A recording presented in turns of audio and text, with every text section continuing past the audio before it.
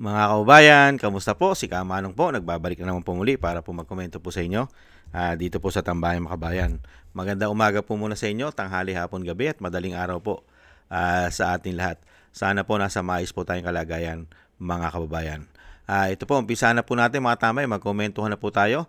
Ang ating pong Vice President mga tambay ay balik po siya sa The Hague, sa ICC, sa Netherlands mga tambay para po bisitahin muli ang kanyang ama, ang dating Pangulong Duterte.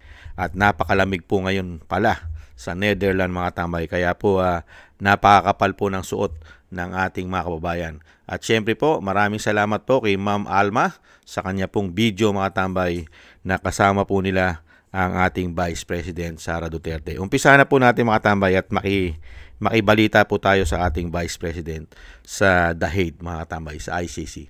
Ito na po ang kanyang video. Thank you po kay Ma'am Alma.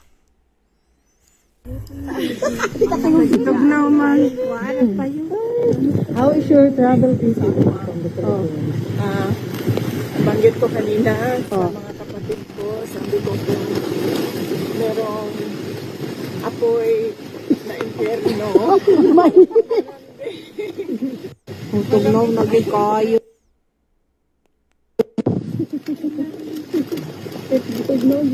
Tugnaw nagay kayo. Thank you for coming and showing your support to President Duterte. Tapos nagsabi siya na, kasi nabanggit ko kanina na merong mga Pilipinos dito sa labas ngayon. Sabi niya na nakailang ulit na daw siya nasabi sa inyo na natanggap niya daw lahat ng messages niyo, na tanggap niya rin ang mga prayers niyo, and do not daw parang sacrifice your health staying out in the cold. Okay lang dito eh. Naro jud dili may mga undang. Di kami ano. Laban lang dito. Teka lang, mag-ano ako. Sacrifice namin ma'am sa kanya. Dito ako. Ay. But today is today.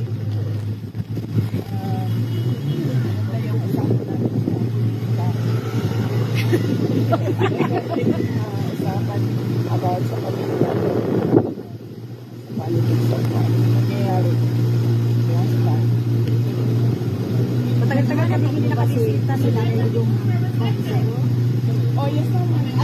Ngayon ang ininom niya ma'am is Sprite nila. Nag-iba na naman si ano. Kasi patay ng zero lang siya. So sugar kasi diabetic siya. Ma'am, nagtatry siya uminom ng tsaa. Kanina wala ma'am. Pero umiinom naman po siya. Yes. Oo. Pag yung mga medical personnel ang nag-handle sa kanya, yun lang ang binibigay sa kanya. Pati ng mga lawyers, siya lang. Pag ganitong weather po eh. Ma'am, congratulations po sa sa fun run. Oh, thank you. Yes. Madami ang sumali sa FANRA. When you get in your car, you just need to put Po, ano yun lang po natin, na-commercial lang po mga tambay. Ayan po, balik po natin. Meron ng iba pa na hindi tiga Davao na pumunta doon para sumali sa FANRA. Papasalamat kami sa mga organizers. It was led by yung girlfriend ni Mayor Baste, si Kate Cinderella. Siya ang nag-organize noon, tapos tinulungan sila yung grupo niya, ang nag-organize noon, tinulungan sila ng any Sunday Rider. So, nagpapasalamat kami sa, second, Mayor Rodrigo Duterte fan run. Nagpapasalamat din kami sa mga sumuporta dahil tinulungan nila yung dalawang charitable organizations na mag-benefit doon sa family. Okay. Thank you, ma'am. Pwede mag-question. Kamusta po si Tatay Digong after sa rejection? Hindi niya bakit ka naman. Hindi ko na-make up kasi ayaw na ako yung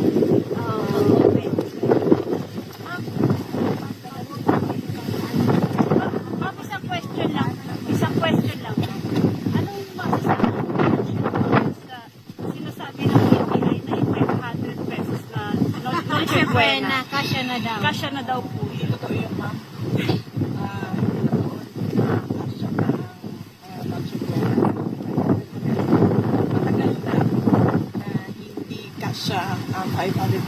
para sa Noche Buena ng pamilya.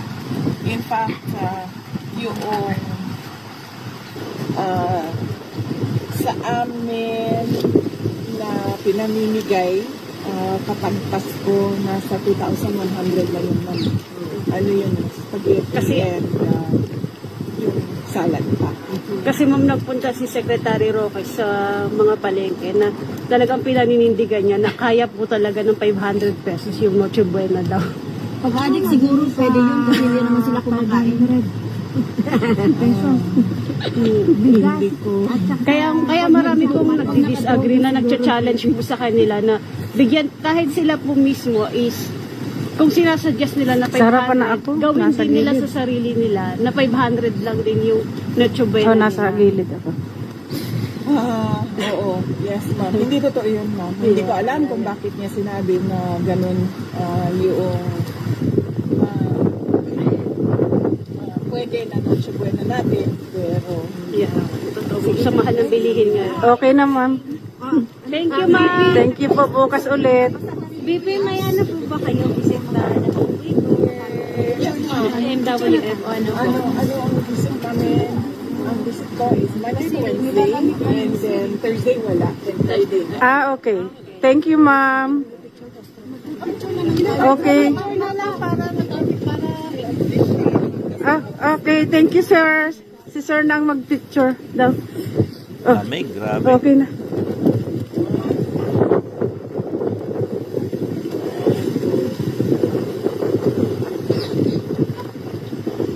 Bye-bye, ma'am. Thank you.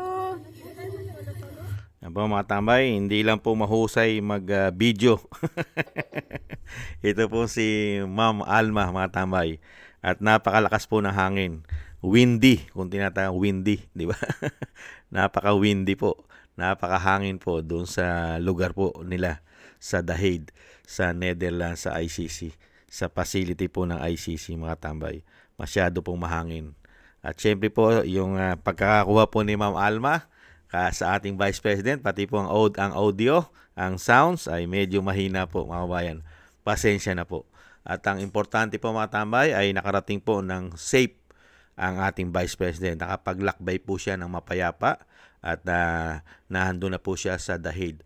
Kapiling po ang kanyang ama na talagang grabe po ang panggigipit ng administrasyon. Grabe. Saan ka nakakita ng isang sinasabing human rights? Human rights daw po itong ICC. Pero pagdating po sa human rights po, ang dating Pangulong Duterte ay hindi po makakuha ng human rights sa kanila.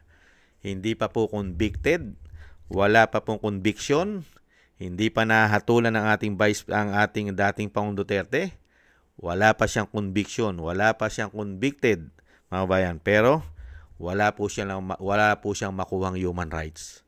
Mga kabayan, sa kabila po ng kanyang katandaan at napakarami na pong karamdaman at ang hinihiling lang ng pamilya, ang interim release ay kahit naman ito ay hindi pa uwiin sa Pilipinas, basta po mailagay lang po sa tama at maayos na kalagayan, may ospital, may titingin na mga doktor sa dating Pangulong Duterte kahit sa ibang bansa, kahit hindi sa Pilipinas. Kahit nga sa Netherlands, pwede na eh. Basta makalabas lang po sa facility nitong ICC. Hindi po ba? Yan lang naman ang kahilingan ng pamilya Duterte. Hindi naman po nila ina-expect na papayagan ng ICC katulad ng Pilipinas na ayaw yata nilang pauwiin yan. Hindi ba? Hindi naman nila hawak ang desisyon katulad ng sobrang pamumulitika ng administrasyon po ng tinatawag na bangag at si Bonget, tinatawag na kanyang ate. Hindi po ba? Dahil nga kidnapping ang ginawa nila riyan. At yan, hindi makakarating dyan yan kung hindi nila hinatid at kung hindi nila ginastusan umano. Hindi po ba gastos ng Pilipinas yan? Gastos ng taong bayan yan. Dahil wala naman po Interpol na nanghuli riyan. Ang nanghuli po dyan ay Pilipino. Pilipino rin po ang naghatid at hindi po dayuhan. Real talk. Hindi po ba? Kaya nga po dito po sa ICC na ito, na tinatawag sila raw po ay International Criminal Court at sila raw po ay para sa human rights. Pero walang makuhang human rights ang dating Pangulong Duterte sa kanila. Ganyan po kadidemonyo at kawawalang hiya umano ang grupo na yan. Dahil nga po, nagagamit yata at nakikipagsabuatan dahil yata sa pera umano ang mga demonyong yan umano dahil sa politika pera. Hindi kaya? Hindi po ba? At alam naman po natin at nakikita natin mukhang yan pong grupo na yan at yung lugar na yan, mga kababayan, dahil alam naman po natin na dyan po nagtago ng habang buhay niya hanggang natodas na po ang grupo po ng makakaliwa, ang kanilang leader. Hindi po ba na si Joma? Diyan na po natsugi sa lugar na yan, sa Netherlands. Kaya nga po mga kababayan natin, ano po tawag dyan? International Communist Court daw po yan. Pangkomunista umano. Kaya nga po dyan nila dinala ang dating Pangulong Duterte. Dahil nga po korte raw po yan umano ng mga komunista. Kaya nga napakarami pong komunista dyan. Lalong-lalo ang mga gawa-gawa nilang mga testigo ay puro po halos sa kanila galing sa mga komunista umano. Hindi po ba? Kaya nga po ang nangyayari po sa ating dating Pangulong Duterte. Talaga pong gigipitin po nila na husto yan dahil hindi na po nila nanaisip makabalik. Lalong-lalo po sa ating bansa habang nakaupo po ang tinatawag na bangag at si Bongit, mga kababayan. Kasi sila naman po ang may gusto na dalin po dyan. Hindi naman po makakarating dyan yan nang hindi po nila ginusto dahil political. Hindi po ba? Kaya nga lang po nakakalungkot mga kababayan, pera pa ng taong bayan ang ginamit. At kung sino pa yung pinakamatino na leader na naglingkod sa ating bansa, ay siya pang niwalang hiya at tinarantado at ginago at walang karispe-respeto na ibinigay kasama po ang mga men in uniform generals. Hindi kaya? Sabwatan magmula sa men in uniform generals? Hindi kaya? Hanggang sa mga korap na mga politiko umano?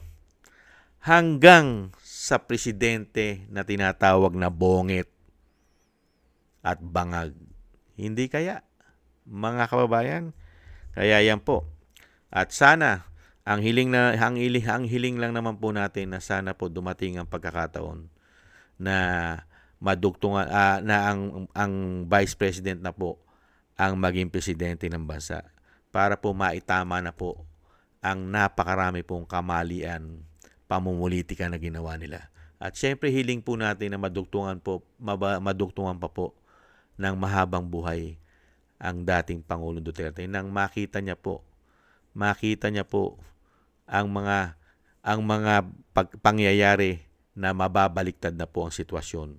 Yung gumawa po talaga ng kasamaan, kawalanghiyaan at kademonyuhan ay sila pong mapaparusahan sa bandang huli. Sana po masaksihan pa po yan ng ating dating Pangulong Duterte. Madugtungan pa po sana ang kanyang buhay at kalakasan para po kung dumating na po at ipagkaloob na si BP Sara na po ang maging Pangulo ng bansa, lahat po ng gumawa ng kasamaan sa ating bansa, lalo-lalo po sa sobrang pamumulitika at pagnanakaw na ginawa nila sa ating kapirahan, ay mapanagot po sana lahat sila at mahabol po ng batas ng hustisya.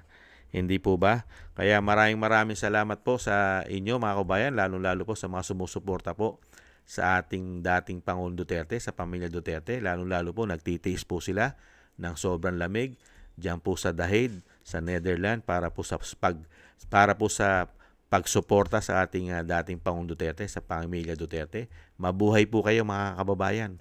Maraming salamat po sa inyo pong suporta. At dalangin po namin na kayo din po ay maingatan diyan po sa lugar ng Netherlands sa The Hague. Ingat po kayo. At syempre, ganun din po sa pamilya Duterte, kayo po ay maingatan. At tiis-tiis lang po mga ma'am, mga sir, Vice President. Darating naman po ang panahon na bababaliktad naman po ang sitwasyon. Lalo-lalo po ang kasamaan ay hindi naman po yan panghabang buhay na mangyayari po sa inyo. Tiyak po na meron pong magandang mangyayari po sa mga susunod na panahon. Hindi po lahat ng panahon at sinasabing ligaya ay nasa kanila. Masaya sila ngayon dahil nagagamit nila ang puwersa ng ating pera. Gamit na gamit nila ang pera ng taong bayan para po pagtakpan, magkampi-kampi gamit ang pera ng taong bayan. Kaya nga po napakarami nilang kakampi ngayon dahil sa pera ng taong bayan umano. Hindi po ba? Pati media, makakaliwa. Hindi po ba? At napakaraming korap na politiko dahil nga po sa kapangyarihan, greedy, swapang. Hindi po ba mga kabayan? Ingat-ingat po kayo, Vice President. Maraming salamat po. At syempre po ang dasal po namin na maingatan po ang inyong buong pamilya. At lalong-lalo po ang dating Pangulong Duterte na maingatan po kayong lahat sa kapahamakan. At ganun din po mga tambay. Thank you po sa mga nakagusto po ng ating Tambayang Makabayan sa YouTube at TikTok. At ganun din po sa mga nagko-comment, like, share, and subscribe, sa mga subscribers, sa mga nagbibigay po ng tulong. Thank you po sa inyo po mga kabayan. At syempre po yung dasal po natin sa ating po mga buong pamilya, sa ating sambahanan, na tayo rin po ay maingatan sa kapahamakan. Thank you po mga tambay. Sa ulitin po, ingat-ingat po tayo. Bye-bye.